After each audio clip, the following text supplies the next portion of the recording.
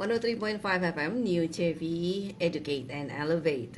Halo pendengar CV, apa kabar? Semoga sehat selalu ya. Dan Kristi senang sekali kali ini kita bisa ada kesempatan untuk ngobrol lagi dalam komunitas Parenting Education bersama Ibu Hanli. Kita akan ngobrol-ngobrol kali ini tentang merdeka memilih jurusan. Wah, sudah lama nih ya kita nggak ngobrol dengan Ibu Hanli dan senang rasanya bisa kembali merdeka ya.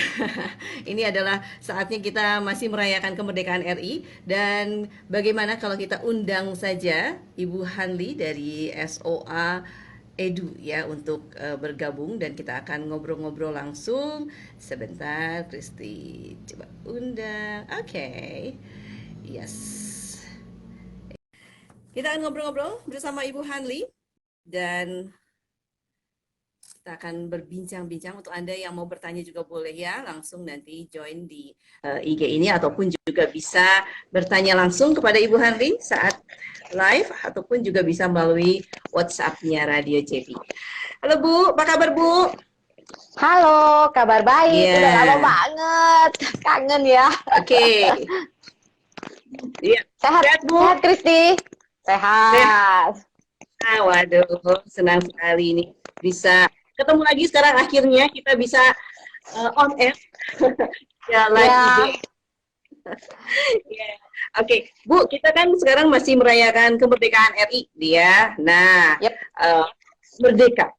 Kata merdeka ini sebetulnya kalau menurut Ibu maknanya apa sih? Bebas menentukan sikap dan pilihan, tapi juga bertanggung jawab. Betul ya. Karena kadang kita kalau misalkan bicara soal merdeka itu lepas dari batasan gitu ya. Biar merdeka, asalkan merdeka gitu ya. Mungkin sebelumnya terkekang begitu, sekarang menjadi merdeka, ini lupa gitu ya bahwa kemerdekaan ini juga sesuatu yang harus kita pertanggungjawabkan. Oke. Betul. Nah, misalkan kita bicara soal merdeka dan sekolah gitu ya, edukasi. Nah, apakah kita juga punya kemerdekaan itu? Harusnya punya ya. Artinya setiap orang itu kan, setiap siswa itu, setiap manusia itu unik ya. Punya banyak uniqueness lah. Dari profil kepribadian, gaya belajar, terus kemudian apalagi kecerdasan ya, terus kemudian minat. Jadi harusnya sih sekolah itu tidak membelenggu siswa-siswinya, seperti itu. Dan kita juga sebagai manusia sebetulnya juga punya kemerdekaan itu ya, ketika kita sudah bebas nih dari penjajahan, kita sekarang bisa sekolah dengan bebas ya sebetulnya ya. Yap, betul, betul. Kalau Dan itu menjadi topik kita ya, merdeka, terkait pendidikan hari ini. Nah, barangkali ada di antara viewers ataupun juga pendengar TV ingin bertanya ya seputar merdeka dan berhubungan dengan pendidikan dan merdeka memilih jurusan. Nah, sebetulnya jurusan apa sih yang ada unsur kemerdekaannya begitu, Bu? Kadang kan kita kalau jurusan ini kan sudah tentu nih, kita mau kemana berarti kita ditentukan jurusannya. Ya, sebenarnya semua, jadi sebenarnya memilih jurusan ketika di SMA, ketika di kuliah, dan memilih jurusan karir gitu ya, arah karir, itu adalah kemerdekaan kita ya, hak kita gitu, hak anak untuk menentukan pilihan. Yang penting anak juga kita perlu edukasi untuk bertanggung jawab terhadap pilihan, terhadap hidupnya sendiri, karena mereka memang the creator of their own life. Jadi mau memilih jurusan apa, yang penting sesuai passion mereka, dan di ujungnya adalah sesudah memilih jurusan sesuai passion, yang mereka punya kebebasan dan kemerdekaan untuk itu, mereka harus memperjuangkannya. Dan fase memperjuangkannya ini adalah wujud dari tanggung jawab terhadap pilihan kita, terhadap hidup kita sendiri. Itu yang perlu kita edukasi ke anak-anak kita.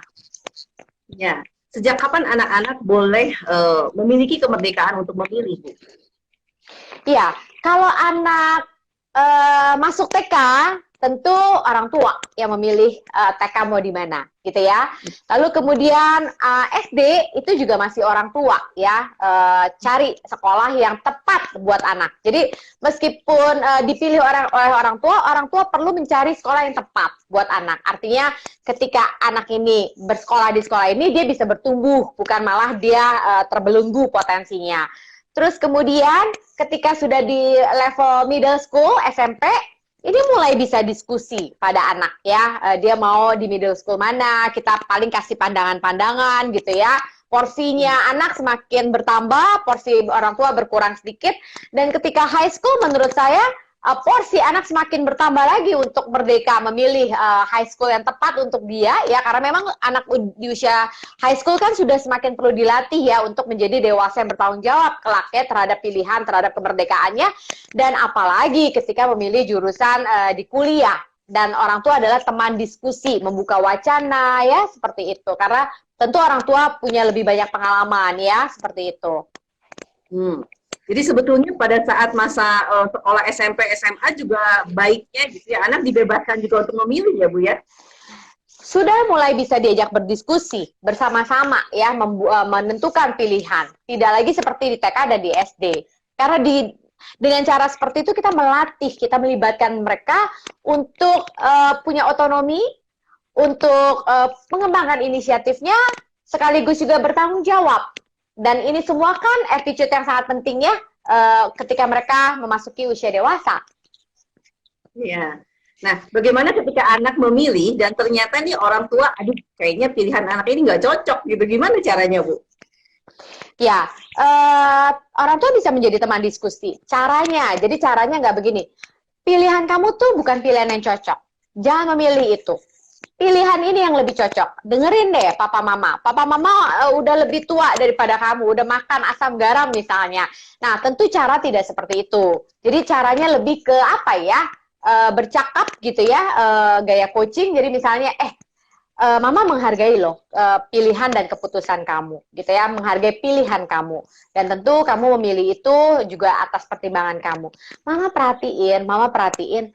Kalau mama perhatiin, mama kok tidak merasa ya, mama tidak mendapatkan sense sebenarnya kamu punya minat yang sangat kuat di area itu, ya, di area yang kamu pilih, ya. Yuk kita diskusi yuk, supaya jangan sampai kamu salah gitu ya, memilih jurusan. Kalau memang kamu finally memang benar-benar sure kan, dan kamu bisa meyakinkan diri kamu sendiri dan juga kami orang tua, kita siap support kamu. Nah, caranya seperti itu. Jadi diajak ngobrol, diskusi ya Bu ya. Bahwa katanya suruh milih, tapi tetap apa yang dipilih kok nggak diterima juga gitu.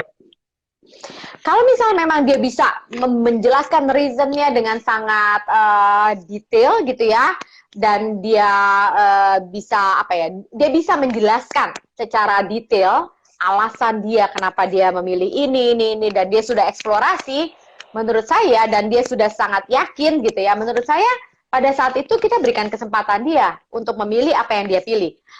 Pada akhirnya, kadang-kadang dalam hidup nih, Kristi, meskipun kita udah benar-benar pertimbangkan ya, belum tentu loh pilihan kita dalam hidup itu selalu merupakan pilihan yang terbenar atau terefektif, meskipun sudah dipertimbangkan. And it's okay. Ketika kita memutuskan dan keputusan kita itu bukan keputusan yang terefektif atau terbenar untuk diri kita, untuk hidup kita, it's okay. It's not a failure. There is no failure. It's only a feedback buat anak kita seperti itu. So, dia belajar sesuatu dari situ untuk nanti langkah dia ke depannya lagi. Karena saya sangat yakin nggak mungkin selama hidup kita selalu berhasil membuat keputusan dan pilihan yang tertepat. Meskipun even sudah dipertimbangkan, tapi disitulah kan ya proses belajar. Ya, tapi batasan pilihannya itu harus seperti apa? Bukan pilihan itu ada yang sangat besar gitu ya, misalkan memilih jurusan gitu ya, atau memilih makanan itu masih oke lah ya, konsekuensinya nggak terlalu berat. Gitu. Gimana? Iya, anak-anak kan itu sudah perlu dilatih bahkan sejak usia balita ya. Karena sebenarnya inisiatif, otonomi, bibit-bibit itu sudah ada di usia balita secara natural pada manusia. Kalau inisiatif itu udah di usia 3-6 tahun ya, bibit itu sudah ada dan perlu dikembangkan. Otonomi itu bahkan sudah ada di usia 18 bulan, 2 tahun sampai 3 tahun ya. Nah, jadi sesuai dengan perkembangan usianya, seperti kata Kristi, ketika anak itu misalnya di usia 4 tahun, pilihan-pilihan apa sih yang kita bisa biarkan anak itu untuk memutuskan? Pilih mainan, ya kan, yang tentu tidak membahayakan dia. Terus kemudian pilih baju, mau pakai baju apa, ya kan? Itu kan bisa, sudah. Meskipun, aduh itu baju nggak matching banget sih, it's okay. Karena kan kita sedang melatih yang namanya inisiatif dan otonomi mereka. Lalu, tentu semakin besar usia manusia, mereka perlu semakin bisa membuat keputusan yang lebih besar, ya kan? Itulah yang membedakan keputusan orang dewasa dan keputusan ketika kita masih kanak-kanak. Tapi kan harus dilatihnya mulai dari keputusan-keputusan kecil, ketika dia mulai di usia kecil seperti itu. Kalau misalkan satu ketika nih anak sudah mulai remaja nih Bu, memutuskan sesuatu yang salah begitu ya, atau tidak tepat, apa yang perlu dilakukan oleh orang tua ketika mau memberitahu nih bahwa ini pilihan kamu tuh nggak tepat, tapi sudah terjadi? Ya, kalau saya begini, kalau resikonya bisa kalau resikonya masih bisa kita manage. Jadi gini loh, kita tahu nih, keputusan dia ini bukan keputusan yang tepat dan konsekuensinya akan seperti ini ya, based on pengalaman kita lah sebagai orang yang lebih dewasa. Tapi kalau misalnya resikonya bisa kita terima, bisa kita manage konsekuensinya, biarin aja dia mengalami itu. Kalau memang dia kekeh. Nah, ketika dia mengalami itu, kita ngobrol, oh ternyata itu sesuatu yang keliru ya. So, apa yang kamu pelajari dari pengalaman itu? Nah, begitu. Tapi kalau misalnya resikonya, konsekuensinya nggak bisa kita manage, it's too much gitu ya, ya kita perlu anticipate itu. Jadi kita perlu tentu melalui percakapan dan akhirnya kita menggunakan authority kita, otonomi kita, kepada anak kita. Kalau memang resikonya itu tidak bisa di-manage oleh dia, konsekuensinya ya, oleh kita. Maksudnya too dangerous gitu misalnya ya, salah satunya. Gitu sih kalau saya ya, pemikirannya dan yang akan saya lakukan. Berarti kalau misalkan anak ini sudah dipersiapkan untuk bisa memilih, tentunya kita juga harus jelaskan ya, kalau memilih A, konsekuensinya apa? Memilih B, konsekuensinya apa gitu ya Bu? Yes, betul. Karena memang di usia remaja, even sampai remaja, ciri khas remaja itu cara berpikirnya masih here and now thinking. Artinya belum mikir panjang lah kalau kita pakai bahasa sehari-hari. Sehingga memang perlu peran orang dewasa di dalam kehidupan anak remaja untuk meng-coach ya cara berpikir mereka untuk berpikir lebih panjang, untuk berpikir mengenai konsekuensi seperti itu. Memang remaja masih di fase itu. Makanya kan kalau remaja tuh kadang-kadang kita suka bilang masa paling nekat itu yang masa kayaknya nggak ada takutnya gitu ya, masa remaja seperti itu. Iya. Nah, beralih setelah remaja, kemudian mulai masuk ke kuliah, begitu nih Bu. Mau memilih jurusan ya, kan kalau dari kita tuh merdeka gitu. Ini gimana? Apakah memang menurut Ibu nih setelah Ibu konseling sekian ribu anak gitu, ya, apakah mereka sebetulnya mengalami kebebasan itu nggak Bu di Indonesia ataupun khususnya di Jakarta gitu? Ya, saya memberikan pandangan pengalaman ya, based on pengalaman dengan mereka yang ribuan remaja itu, satu, masih ada anak-anak yang tidak merdeka memilih jurusannya karena tuntutan orang tua. Artinya saya suka bilang masih banyak orang tua yang ingin hidup kedua kalinya di dalam kehidupan anak ya. Artinya pilihan orang tua lah yang harus dipilih oleh anak. Itu masih ada. Tapi rasanya sudah tidak sebanyak generasi sebelumnya lah gitu ya. Lalu kedua, ada yang mereka tidak merdeka karena ingin mewujudkan impian orang tuanya. Jadi impian orang tuanya belum terwujud, orang tua ingin diwujudkan oleh anak gitu ya, atau anak ingin mewujudkan impian orang tuanya. Yang ketiga, nah ini yang banyak nih. Orang tuanya memberikan kebebasan gitu ya, tidak harus mewujudkan impian orang tuanya, tapi mereka memenjarakan pikiran mereka sendiri. Jadi ketika saya minta, yuk kita membayangkan yuk, kamu punya freedom to choose, kamu juga punya unlimited resources, kamu apapun dukungan yang kamu butuhkan, kamu dapat. Kamu butuh dukungan orang tua dukung kamu. Butuh dukungan finansial, ada cukup. Kamu butuh kesempatan, kamu dapat juga kesempatannya. Nah, ketika kondisi seperti itu, saya bertanya, so what do you want to become? Nah, jadi kenapa saya kasih kondisi, you have freedom to choose, you have unlimited resources, karena banyak anak-anak yang memulai dengan limited resources. Jadi gini, ya aku kan misalnya orang tua aku kan nggak kaya gitu misalnya secara finansial. Ya aku kan misalnya cuma anak dari daerah gitu misalnya. Ya aku kan IQ-nya bukan yang superior misalnya. Atau ya aku kan, jadi mereka udah limit, sudah memenjarakan, tidak memerdekakan pikiran mereka dulu. Jadi itu banyak terjadi juga, Kristi. Hmm. Tapi kalau misalkan ternyata keadaannya memang terbatas, gimana? Ya, seringkali yang terbatas itu kan masalah finansial ya, masalah finansial. Jadi gini, ada banyak jalan menuju ke Roma, ya. Kadang-kadang hidup kita mungkin kita tidak dihadapkan oleh jalan tol dalam kehidupan kita. Tapi kita harus melalui jalan pegunungan yang berliku-liku seperti itu. Tapi bukan berarti tidak bisa sampai kepada tujuan. Nah itu yang perlu disadari oleh anak-anak. Artinya gini, kan kita nggak bisa memilih ya background keluarga kita, siapa orang tua kita, masa lalu kita. Tapi we can create our future. Cuma mungkin ada yang anak-anak tertentu yang sebenarnya mereka tuh udah berada di jalan tol. Kadang-kadang ada anak-anak yang sudah berada di jalan tol, mereka tidak melihat ini sebuah apa ya, blessing. Ada anak-anak yang hidupnya dihadapkan pada jalan pegunungan yang berliku. Nah, pada saat itulah apa ya, kita perlu punya mindset banyak jalan menuju ke Roma gitu ya. Mungkin kita memang harus melewati perjalanan yang lebih panjang dan berliku, tapi bukan berarti nggak bisa sampai ke tujuan.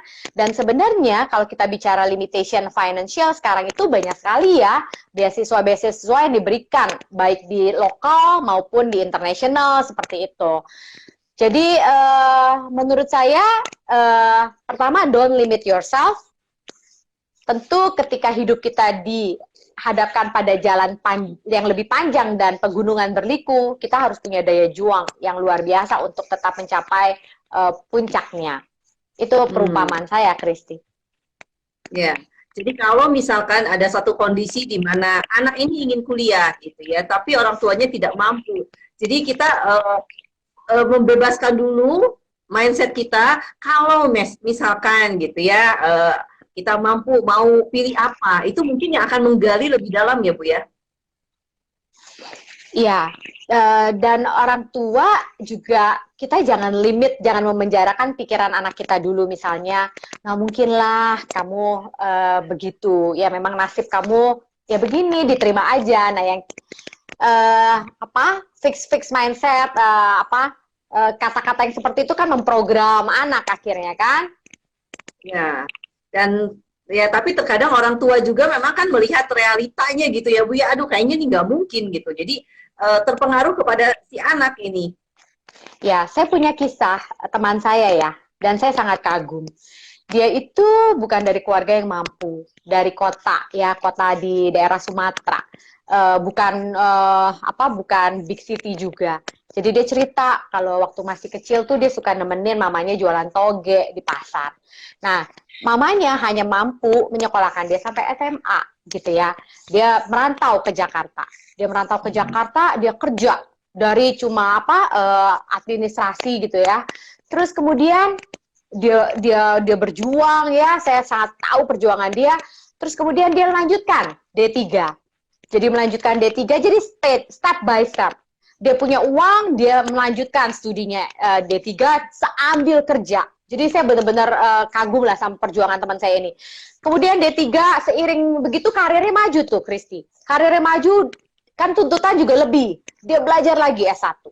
Ya, kan sekarang bisa extension gitu.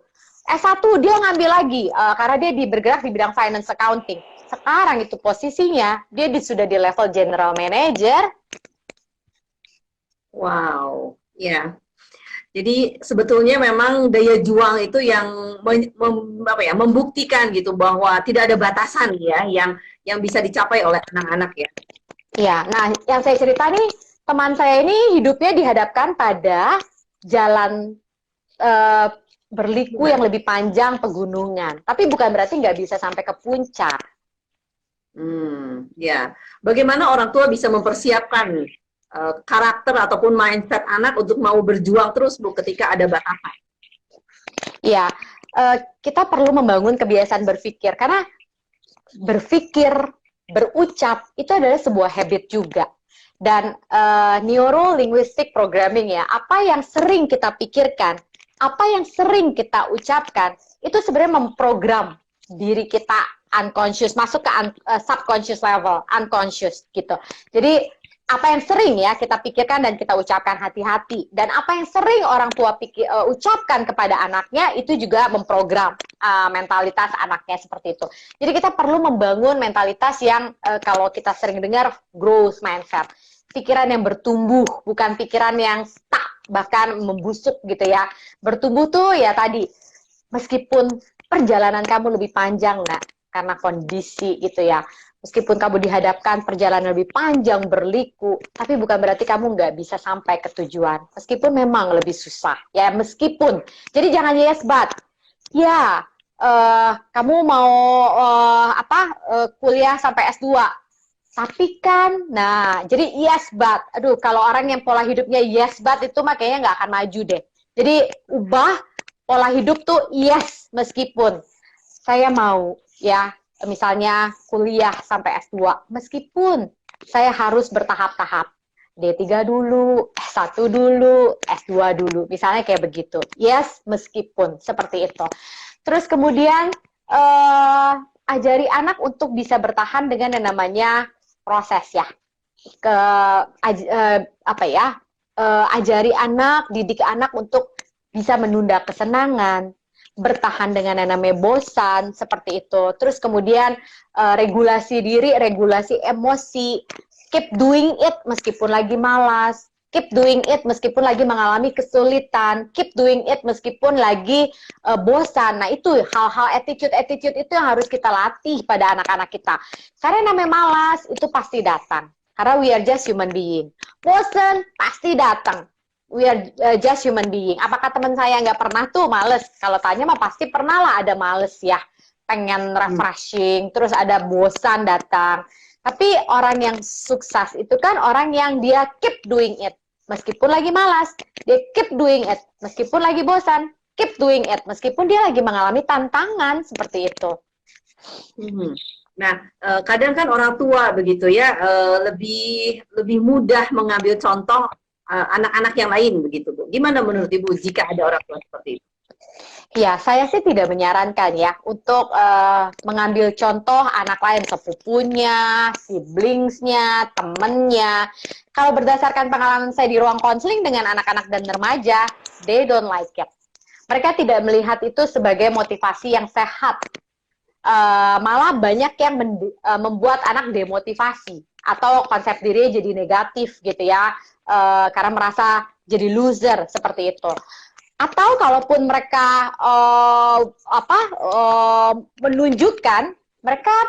menunjukkan itu motivasi jadi nggak sehat. Aku mau menunjukkan bahwa kamu nggak benar. Aku bisa mengalahkan dia. Jadi motivasinya pun nggak sehat. Jadi kalau saya sih pikir ya, sukses itu adalah menjadi diri kita sendiri yang lebih baik daripada dari hari ke hari. Kalau saya sih menanamkan ke anak saya seperti itu. Sukses tahun ini, kamu harus lebih baik daripada tahun yang lalu. Tahun depan, kamu harus lebih baik daripada tahun ini. Seperti itu. Jadi sukses menjadi diri kita sendiri yang lebih baik dari hari ke hari. Kalaupun kita mau melihat ya, peers kita itu sebagai apa ya, sebagai barometer aja gitu. Tapi bukan aku harus mengalahkan dia. Aku lebih hebat dari dia. Nggak begitu kalau saya begitu ya. Ya. Lalu apa yang akan terjadi ketika anak tidak punya atau tidak diberikan kebebasan untuk memilih jurusan khususnya? Oke. Satu, bisa jadi dia tetap ya tetap melakukan sampai misalnya sampai terus-terusan lah ya. Tapi kalau ditanya, biasanya mereka mereka mungkin bisa sukses. Jadi orang bisa sukses, tapi belum tentu orang sukses itu selalu bahagia. Belum tentu orang sukses itu selalu merasa meaningful terhadap apa yang dilakukan di dalam kehidupan mereka. Seperti itu.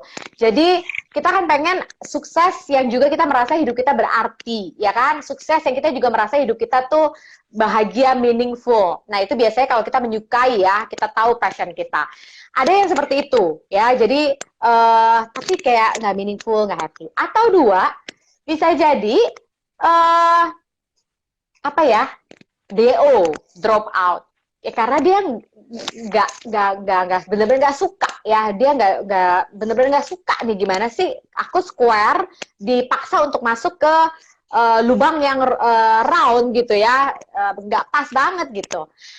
Lalu ada juga yang akhirnya selesai studi ditinggalin, itu juga nih aku udah mengikuti keinginan papa ya, aku udah belajar aktuaris, padahal anak ini senangnya desain dan dia akhirnya berkaryanya di desain, dia belajar lagi desain. Ini terjadi nih. Anak ini padahal kuliah aktuarisnya di Australia ya, sayang-sayang amat, tapi papanya waktu itu memaksakan dia aktuaris. Terus kemudian ada juga yang apa namanya, jadi kutu loncat ya. Jadi hidupnya itu kutu loncat. Artinya selalu in searching period mulu. Ini bukannya kayak enggak ya. Ini juga ini enggak. Jadi kayak kutu loncat gitu.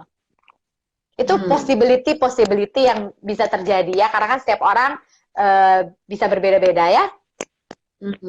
Ya, jadi sebetulnya sangat disayangkan ya kalau misalkan anak tidak terbiasa ya untuk bisa memilih dan terbiasa untuk diberikan pemahaman bahwa segala pilihan ini ada konsekuensinya. Nah, tapi Bu, kalau misalkan pada saat anak memilih apa yang dia sukai, ternyata di tengah perjalanannya dia berubah gitu, gimana Bu?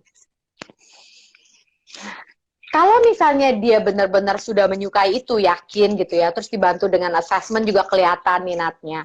Berubahnya itu lebih karena attitude menurut saya, komitmen, lebih ke komitmen, daya juang. Mungkin si bosan datang dia tinggalin, ya kan? Si males datang, terus dia tinggalin. Si sulit datang, dia tinggalin, seperti itu. Kalau menurut saya lebih ke attitude kemungkinan besar. Berarti harus assessment ya Bu ya, untuk meyakinkan bahwa pilihannya ini adalah yang cocok bagi dia gitu. Kalau dia masih bingung, karena nggak setiap anak juga butuh assessment. Tapi kalau misal memang dia juga bingung, dibantu tools assessment yang accurate ya, karena nggak semua tools assessment itu juga accurate ya, dan perlu coaching one-on-one, tentu coaching session itu juga menjadi penting. Bisa dibantu kalau memang anak masih bingung, nggak tahu, seperti itu. Karena memang jarang ada sih, Kristi, orang yang punya passion atau minat cuma satu tuh jarang pengalaman saya temui. Nah, assessment itu sebetulnya baiknya pada usia berapa dan untuk keputusan apa gitu, Bu? Kalau saya sarankan sih paling cepat kelas 9. Kelas 8 itu hanya apabila dibutuhkan oleh sekolah ya. Artinya ada kurikulum-kurikulum tertentu, sekolah-sekolah tertentu yang kelas 8 sudah harus streaming. Kelas 9 bisa. Tapi kalau kelas 9 anak belum butuh, dia udah tahu mengenai SMA, ya nanti bisa dilakukan di kelas 10 atau kelas 11, seperti itu. Tapi tidak disarankan di usia yang lebih kecil dari itu. Kenapa? Karena satu, jarang ada orang punya minat cuma satu, ya. Minat itu harus dieksplorasi, ya kan? Jadi kalau semakin banyak periode dia eksplorasi kan semakin kaya dia ya akan wawasan.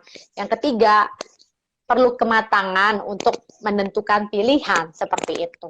Itu alasannya. Iya.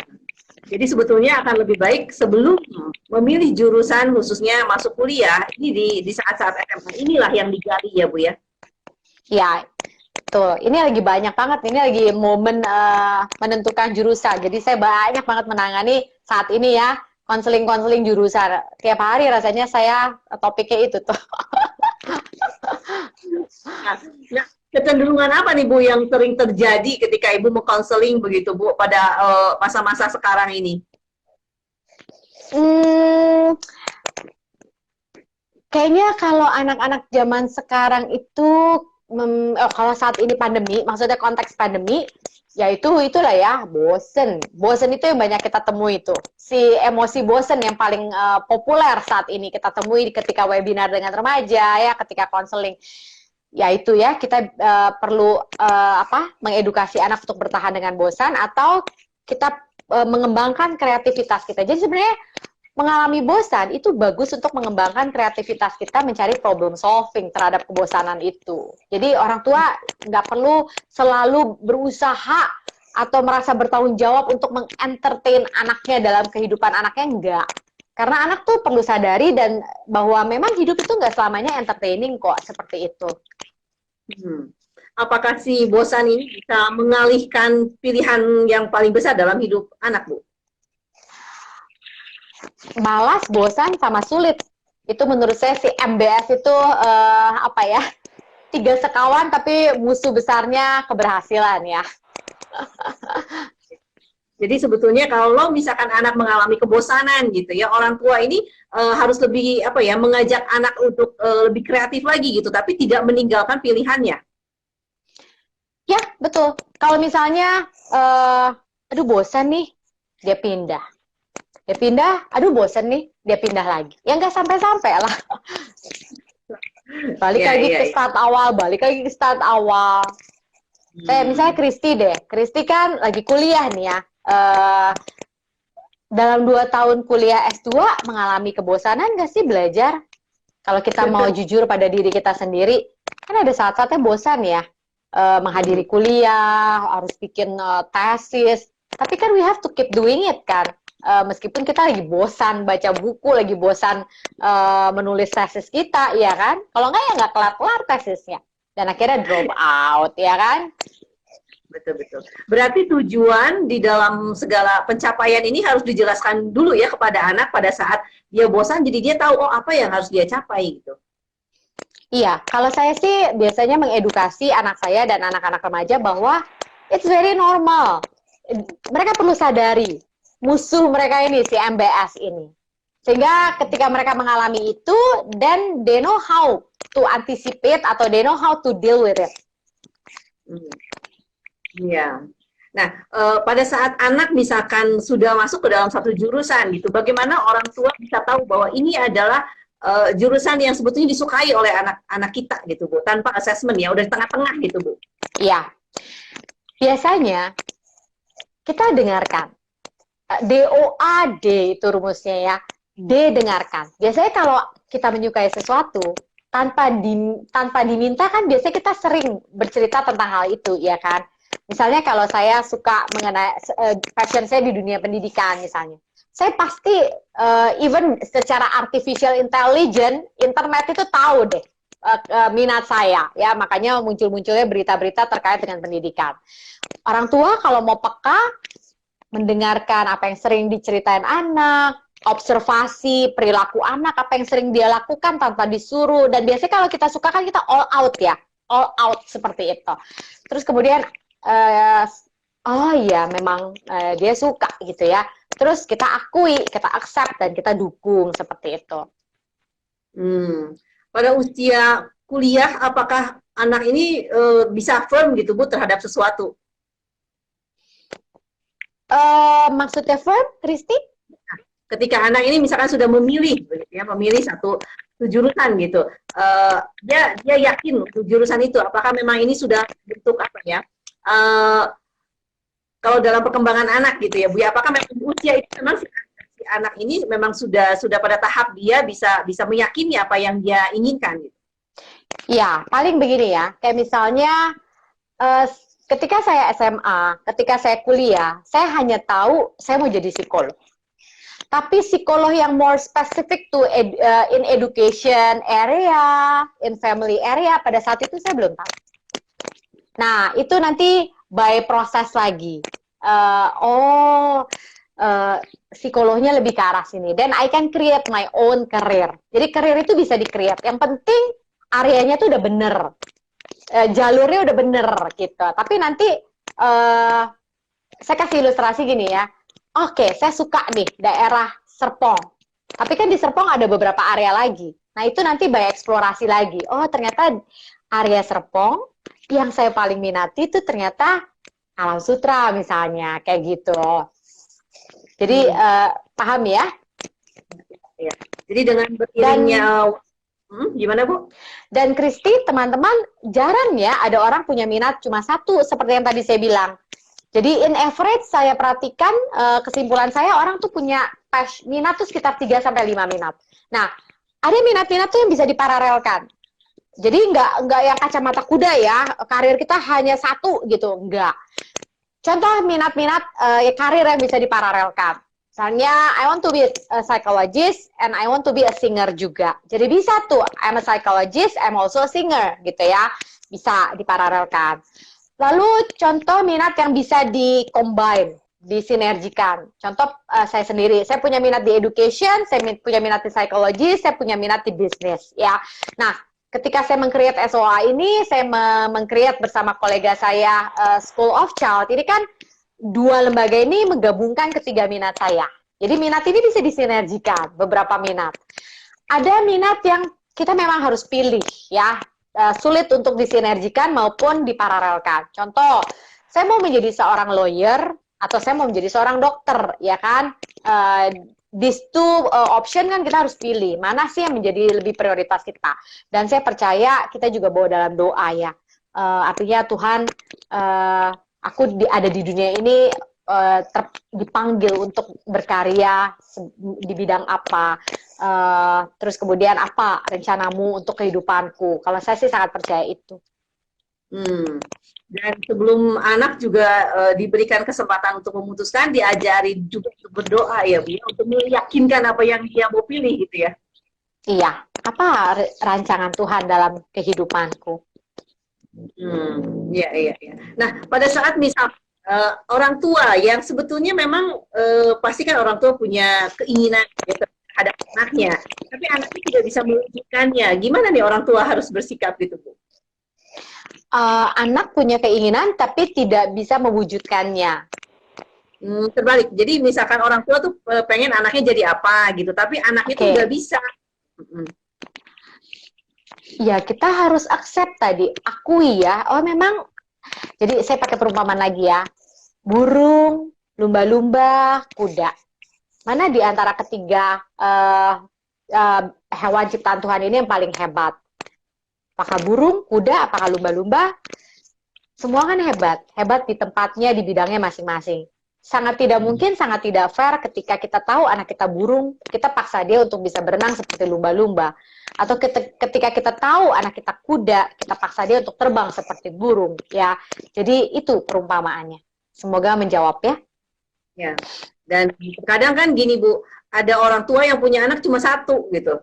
Ya, orang tuanya punya bisnis. Siapa nantinya akan meneruskan kalau bukan anaknya? Tapi anaknya nggak suka gitu. Gimana Bu? Iya, kalau anaknya benar-benar nggak suka daripada dipaksakan, rasanya bisnis itu bekerja sama dengan profesional itu malah mungkin lebih efektif ya daripada anak nggak ada hati sama sekali. Saya punya pengalaman ini, Kristi. Jadi papanya ini pebisnis yang menurut saya sukses lah gitu ya. Anaknya tunggal, satu perempuan. Dan anaknya ini very art person. Jadi dia akan berangkat ke Amerika pada saat itu untuk studi art. Tapi papanya, mamanya luar biasa. Dia bilang begini, ya kalau memang katakanlah namanya misalnya Jenny gitu ya, ini mention aja ya. Ya kalau memang Jenny senangnya art, papa mama support kamu. So you be the best gitu ya, all out di art ya kamu. Dan bisnis papa you don't need to think about that kata papanya. Terus papa akan find profesional gitu. Itu papa yang luar biasa ya, yang terbuka. Tapi nggak banyak ya Bu ya yang seperti itu ya. Banyaknya orang tua, saya kan papa kan atau mama nih berusaha merintis usaha ini kan buat kamu gitu. Kamunya nggak mau gimana? Ya, itu kasihan anaknya juga sih nantinya. Jadi karena dari berikutnya value work outcomes, ukuran sukses, ukuran kebahagiaan, ukuran satisfaction antara satu orang dengan orang bisa beda. Jadi kalau misalnya papa, mama, value kesuksesannya adalah making money, dan toko papa nih udah making money banget, sementara anaknya value-nya nggak begitu gitu ya. Jadi ya belum tentu itu membuat dia bahagia. Saya kasih contoh, tadi ada ibu cerita, barusan nih sore ini, cerita kepada saya. Ada satu, dia udah menikah lah ya akhirnya. Kerja di sebuah perusahaan tambang. Wah, yang sangat terkenal. Kerja di offshore, gajinya wah ya udah, pokoknya secara finansial income sangat besar. Tapi dia nggak happy kerja di offshore dengan gaji segitu. Tapi bekerja di pertambangannya dia suka. Itu passion dia. Kenapa? Karena value family-nya dia tuh tinggi. Jadi gini, oke, aku menghasilkan uang banyak gitu ya. Tapi aku harus meninggalkan keluargaku 3 bulan baru ketemu. Dan itu tidak membuat dia bahagia. Akhirnya dia memutuskan untuk resign dan dia cari kerja di kota yang dia bisa bertemu dengan keluarganya, berkumpul bersama keluarganya meskipun income dia tidak sebesar ketika dia di di offshore itu. Jadi memang dari awal juga harus tentukan begitu ya, value-nya masing-masing itu apa, anak apa, orang tua apa. Nah, memang ini connect apa gitu ya, Bu. Ya, karena value tiap orang beda-beda. Value hidup, value kesuksesan, ya, lingkungan kerja. Untuk menentukan itu bisa ngobrol langsung nggak sih, Bu, dengan anak? Karena kan kadang orang tua juga enggak, kamu tuh kan belum pengalaman, seringkalinya begitu. Mungkin kamu salah. Ini papa mama tuh udah tahu susah cari uang atau apa. Iya, paling kalau anaknya udah SMA ya, dan kita hubungan juga memang dekat, ngobrol santai. Apa sih yang membuat kamu dalam hidup ini benar-benar merasa kayak very satisfied, meaningful, ya tanya. Apa sih yang membuat hidup kamu bisa merasa seperti itu? Nah, biarkan dia cerita, ya. Bisa memulai dengan percakapan seperti itu. Dan memang ini yang sekarang, ya, gimana, Bu? Yang sering terjadi kan orang tua itu jarang bertanya kepada anaknya, apa yang kamu suka, apa yang mau kamu lakukan, apa yang mau kamu raih. Jarang kan, tapi kita lebih maksudnya lebih sering masih orang tua tuh memasukkan memasukkan apa yang orang tua pikirkan dan diyakini sebagai kebenaran. Tapi benar buat orang tua kan belum tentu benar. Yang baik buat orang tua belum tentu baik buat anak, seperti itu. Ya, betul-betul. Ya, kalau melihat mungkin culture-nya begitu ya, di Indonesia kan seperti itu ya, Bu ya.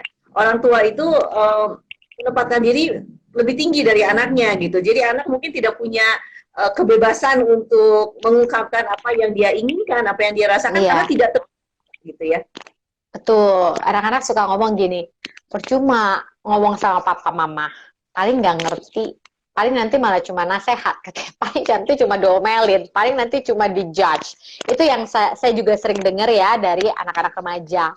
Di webinar, dia chat secara japri ke saya, curhat mengenai orang tuanya, atau ketika saya counseling one-on-one. Kristi, ini kayaknya ada pertanyaan deh. Masa? Oh, coba sebentar. Aduh, maaf, saya tidak, ini nggak muncul soalnya di sini. Bentar ya, coba. Dari Ibu Mira. Ya. Oh, oke. Coba saya cek dulu ya, Ibu Mira. Ini soalnya stop tadi. Oke. Ibu Mira Teja ya. Mungkinkah minat anak berubah ketika dia pernah diakses di kelas 9, lalu tiba-tiba di kelas 11 atau 12, dia merasa itu bukan minatnya lagi? Iya, begini pandangan saya ya. Karena tadi ada anak yang minatnya sangat spesifik, sangat fokus. Artinya dari SD bahkan gitu ya, dari kelas 7 terus sama spesifik. Tapi ada anak yang minatnya sangat luas ya, banyak interestnya dan ketertarikan untuk mencoba tuh luas. In average aja ada orang punya 3-5 minat. Jadi kepada anak-anak tertentu possible seperti itu. Jadi tapi kalau udah di kelas 9 kalau berubah total, artinya maksudnya dari yang tadinya dia minati ini tidak diminati jadi switch begini, biasanya enggak. Tapi biasanya ada pergeseran. Ya karena tadi orang punya minat beberapa, misalnya tadinya urutannya begini ya, prioritas 1 2 3 gitu ya. Dalam perjalanan kelas 11 gitu ya. Dia tereksplor ya, dia muncul satu minat dan ini ternyata urutannya nggak lagi 1 2 3 tapi yang 1 jadi ketiga ya, yang 2 jadi ke 1, 4 jadi ketiga, ini masih possible seperti ini. Karena kondisinya seperti itu. Ya.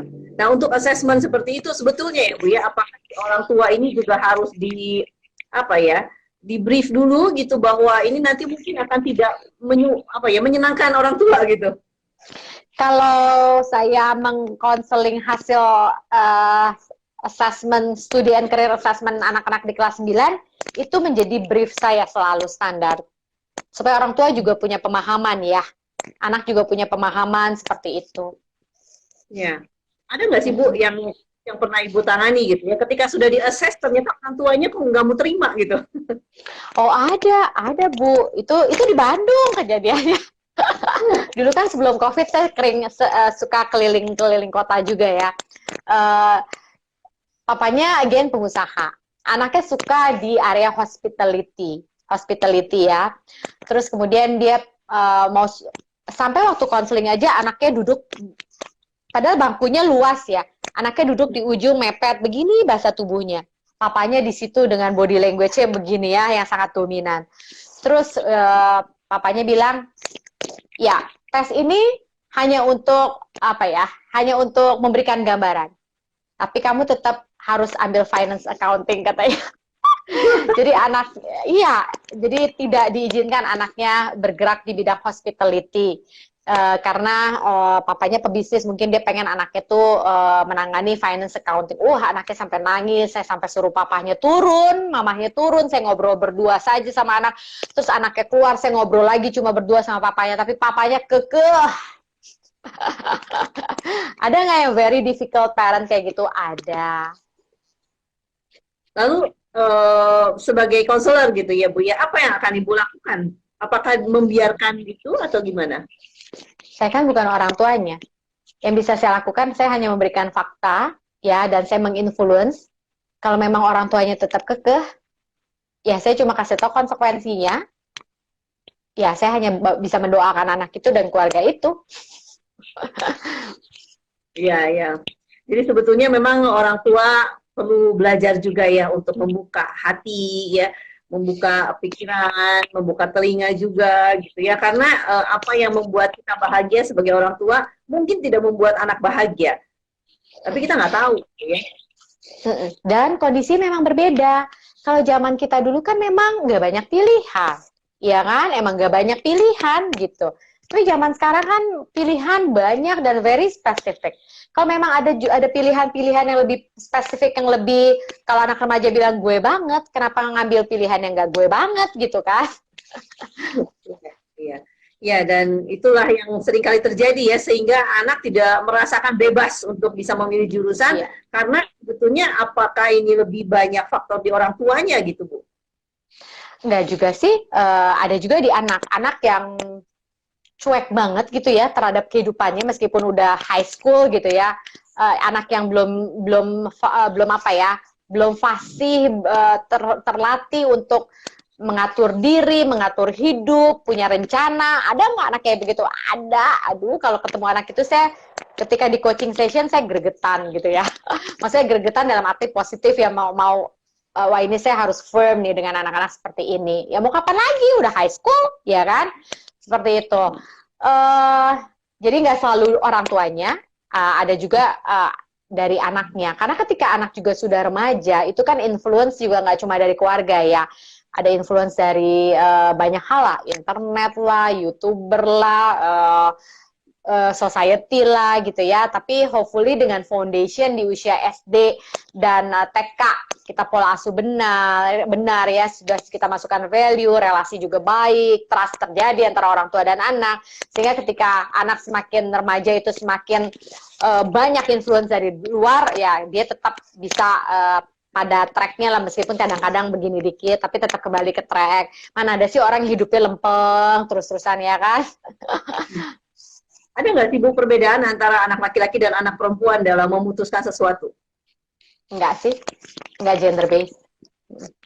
Enggak gender based. Lebih ke pengaruh dari luar ataupun dari orang tua begitu ya Bu ya? Iya, iya. Banyak kok anak-anak muda juga sekarang saya lihat muda-muda udah produktif, muda-muda juga udah punya prestasi, itu juga banyak kok di zaman sekarang. Opposite-nya juga banyak ya. Hmm. Nah, bagaimana untuk bisa memberikan penjelasan kepada anak-anak muda khususnya begitu ya Bu ya, bahwa kita tuh sebetulnya punya kemerdekaan loh untuk memilih gitu. Ya, saya selalu ngomong juga kepada anak-anak remaja, life is not about finding yourself. If you have found yourself, ya, that's good. But life is also about creating yourself. So you are the creator of your own life. So you have independency untuk to create your own life. Dan saya suka ngomong juga sama remaja. Kan remaja itu kan anak-anak, aku pengen di trust. Aku pengen dikasih freedom. Yes, remaja itu semakin remaja ya, semakin dewasa, trust dan freedom itu perlu kita kasih.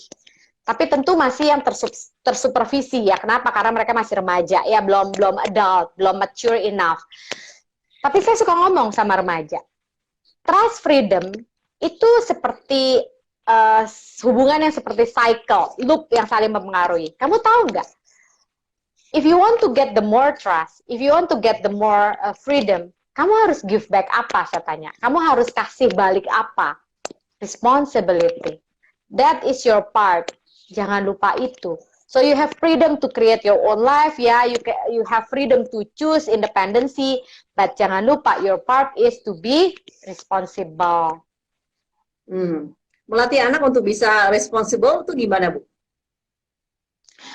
Uh, kalau kalau misalnya orang tua jangan selalu backup yang menjadi tanggung jawab anaknya. Contoh tugas-tugas sekolah. Kan sekarang banyak juga curhat-curhat ya, uh, anak yang sekolah, orang tua di sampingnya ngasih jawaban, ya kan? Ya gimana mau responsibel? Tugasnya orang tua yang kerjakan, kan online, guru juga nggak tahu, ya gimana mau responsibel, ya kan? Jadi orang tua jangan backup, jangan take over, ya memang menjadi tanggung jawab anak gitu dalam kehidupan dia sehari-hari. Terus kemudian kalau misalnya anak memang terpaksa, memang harus menanggung konsekuensinya, biarkan dia menanggung konsekuensinya gitu. Kita mendampingi ya dia ketika dia sedang menanggung konsekuensi, tapi bukan konsekuensi dihilangkan untuk menyelamatkan dia. Ya gimana nanti dia mau bertanggung jawab kalau konsekuensi dihilangkan gitu kan? Nah, apalagi kita yang menanggung konsekuensi itu, anak dibiarkan. Hal-hal seperti Ya, itu sih. ya. Dan orang tua seringkali berpikir mungkin gini Bu, udah pokoknya dipilihin yang terbaik. Yang penting kamu seneng gitu ya, nggak usah repot-repot berpikir. Itu kan seringkali gitu ya Bu, ya, orang tua tuh Iya, mau yang mana. iya. Nah, kalau dipilihin, tidak dilibatkan membuat pilihan, ya nggak heran dong kalau dia nggak bisa bertanggung jawab. Itu kan bukan pilihanku. Kenapa aku harus bertanggung jawab? Bukan pilihan aku, ya kan? Jadi hal-hal Ya, seperti itu juga ketika orang tua menggunakan otonominya untuk selalu membuat keputusan buat anaknya, gimana anak bisa bertanggung jawab? ya. Sedangkan pada saat seperti itu orang tua akhirnya mengeluh bahwa anaknya nggak bisa bertanggung jawab gitu. Padahal awalnya salah gitu ya Bu ya. Iya, betul, betul. Nah, gimana kita bisa menjadi orang tua yang bijak, Bu? Bagaimana? Karena kan kita nih talk show-nya Smart Parents gitu ya, supaya menjadi Hmm, orang tua yang bisa memberikan kebebasan kepada anak dan melatih anak untuk bisa bertanggung jawab. ya, kalau buat saya sih mindsetnya orang tua itu orang tua yang bijak adalah orang tua yang selalu mau berproses, selalu mau belajar. Karena titik kesempurnaan orang tua selalu benar juga itu nggak mungkin bisa tercapai. Ya, because parents juga we are just human being. Jadi ya kita perlu sadarilah bahwa ini hidup anak kita, ini hidup kita. Ya, terus dan kita dua pribadi yang berbeda meskipun dia anak kita. Lalu anak itu ya anugerah Tuhan, seorang manusia yang dititipkan, dipercayakan kepada kita untuk kita apa ya? Saya suka pakai perumpamaan anak itu kan sebuah buku, tapi kan banyak yang bilang kayak buku kosong, anak-anak itu buku kosong. Enggak, buat saya anak manusia terlahir ke dunia itu punya bukunya masing-masing dan bukunya itu sudah ada isinya. Dan siapa penulisnya ya penciptanya. Jadi tugas orang tua adalah bagaimana kita bisa membuka buku itu dengan sabar, membaca, memahami isi yang ada di buku itu dan kita orang tua membantu anak untuk bisa apa yang ada di buku kehidupan itu terwujud kayak gitu. Jadi bukan ke buku kehidupanku, buku kehidupan anakku. Iya. Jadi walaupun anak adalah bagian dari kita, tapi bukan berarti anak adalah milik kita sepenuhnya dan kita berhak untuk mengaturnya gitu ya, Bu ya. Ya, rasanya mindset itu yang perlu kita selalu sadari ya. Ya, ya.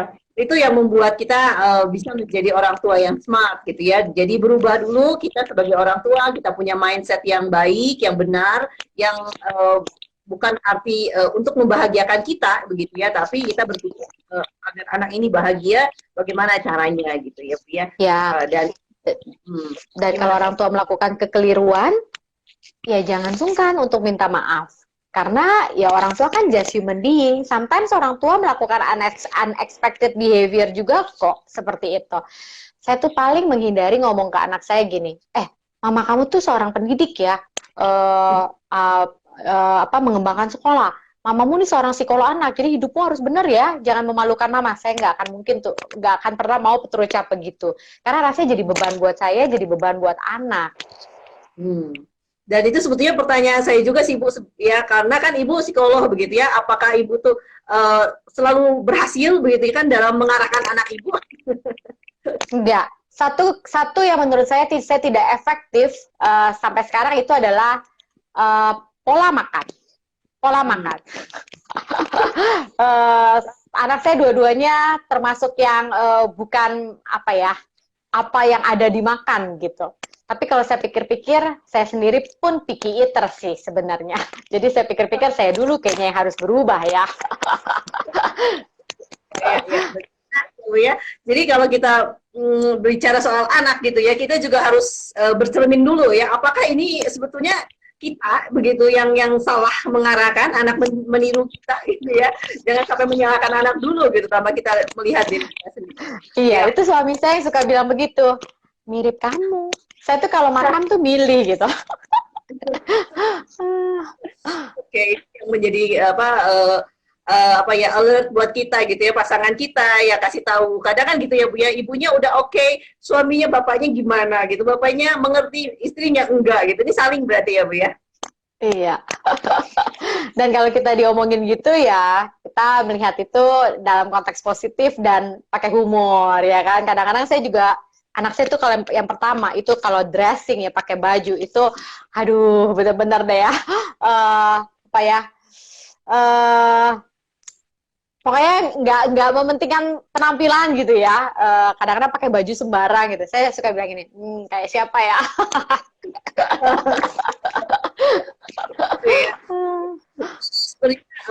Ibu sekalipun sebagai konselor anak ya, remaja begitu ya, perjalanan ibu mendidik anak pun juga tidak selalu berhasil gitu. Ya, ini namanya iyalah.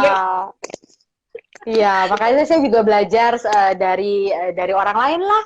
Saya bahkan saya belajar sesuatu dari teman saya yang bukan psikolog, bukan educator, bukan guru gitu ya, mengenai berbagi, mengingat saudara ketika lagi pergi ke supermarket, pilih sesuatu buat saudaranya yang ada di rumah, itu belajar saya dari teman saya itu, yang bukan psikolog, bukan pendidik, ibu rumah tangga biasa. I learn something dari dia. Iya. Kita sama-sama saling belajar ya, Bu ya, dan juga untuk viewers, juga dengan Cevi, untuk saya sendiri juga ngobrol dengan Ibu, menggali dari apa yang menjadi pengalaman Ibu. Ini juga menjadi satu pemahaman untuk kita semua. Kita sama-sama belajar untuk menjadi orang tua yang smart. Yes. Ibu hari ini ya, thank you. Kita ya, di bulan yang akan datang, di minggu pertama ya, bulan September dengan tema yang menarik. Ya, oke. Terima kasih Kristi. Ibu, terima kasih juga ya untuk pendengar TV. Kristi pamit ya, thank you, dan ini kita close dulu. Ya, terima kasih. Bye.